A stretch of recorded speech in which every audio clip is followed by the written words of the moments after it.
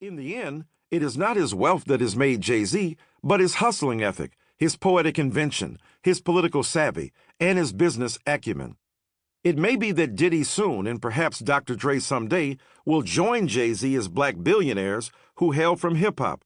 Until then, Jay Z will continue to work to inspire others to catch his vision and do what he does.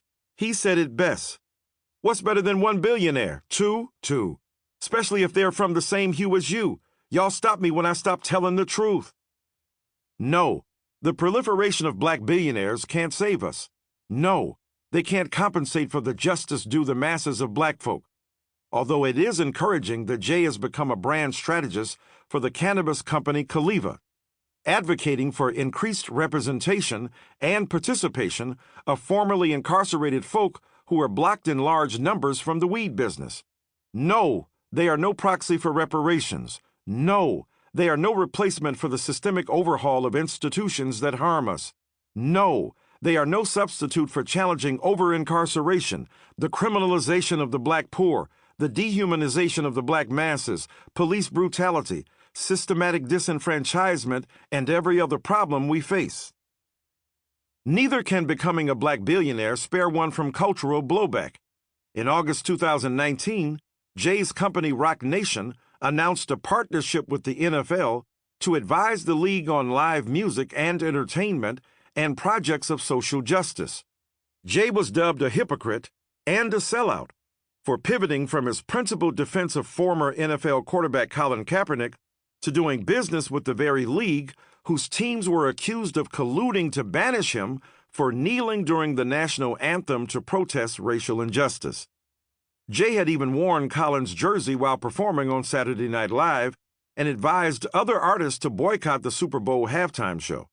In an interview announcing the partnership, when advised about Kaepernick, Jay said, "I think we've moved past kneeling. I think it's time for action." The ensuing verbal lashing of the legendary rapper reminded me of Malcolm X's attacks in 1963 on Martin Luther King Jr. Malcolm, who advocated armed self-defense of black folk in the face of white supremacists, flayed King, who preached nonviolent resistance to social injustice. The white man pays Reverend Martin Luther King, subsidizes Reverend Martin Luther King, so that Reverend Martin Luther King can continue to teach the Negroes to be defenseless, Malcolm charged. King was a modern Uncle Tom. Malcolm also dubbed King the best weapon that the white man has ever gotten. Kaepernick and Jay Z are not the modern-day equivalents of Malcolm and King, but those pairs reflect an eternal tension between the outside agitators who apply pressure and the inside activators who patrol the halls of power, bringing knowledge and wisdom in civil rights and black freedom movements.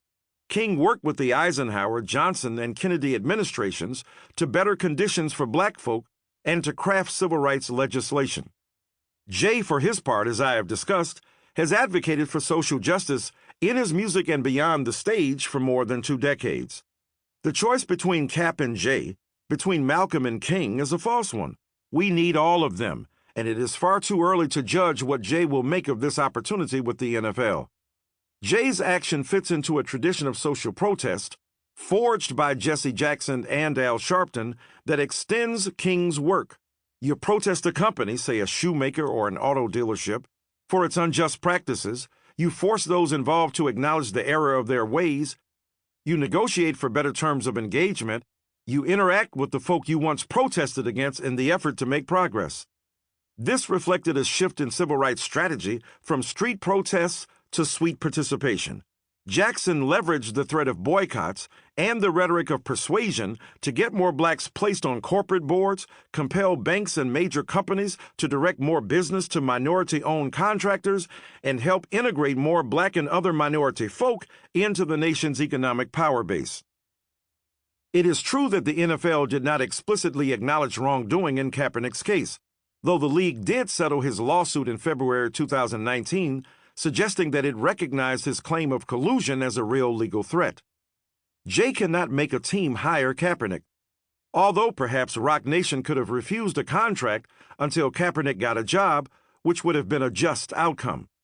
But it is also true that social justice doesn't hinge exclusively on Kaepernick's employment. It would be a good... To keep listening to this audiobook for free, click the link in the description. It will take you to a free Audible trial where you can listen to this and many other books for free for 30 days.